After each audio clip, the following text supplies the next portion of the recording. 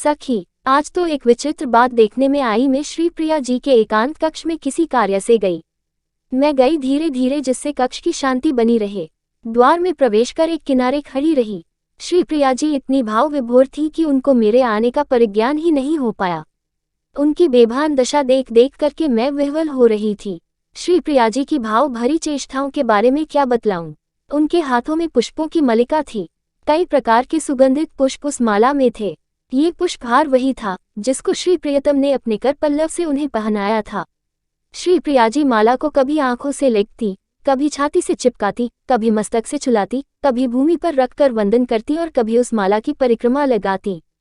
कभी कपोल पर हाथ रखकर उस माला से बातें करती है। माला के पुष्पों, तुमको प्रियतम ने अपनी मृदुल अंगुलियों से चयन किया है, तुमको अपने कर पल्लव में लेकर पिरोया है, तुमको बड़ी सावधानी से धागे में सरकाया है।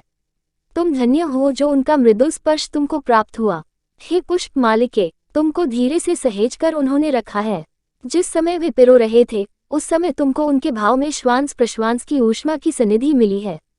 उन प्रेमिल भावों की स्निग्धता से तुम्हारी कोमलता आद्योपांत अनुप्राणित है। तुम कितने भाग्यशालिनी हो सखी। इस भांति गदगद स्वर में बात करना और फिर वंदन, आलिंगन, नर्तन, गायन चलता रहा। उनकी यह भावमयी दशा देख देख कर मैं अपना आपा खोती जा रही थी और रह रह कर मन ही मन कह रही थी, बलिहार हूँ इस प्रेमाचन पर, इस प्रेमाचन की जय हो, जय हो, जय हो, मैं बली बली जाऊं।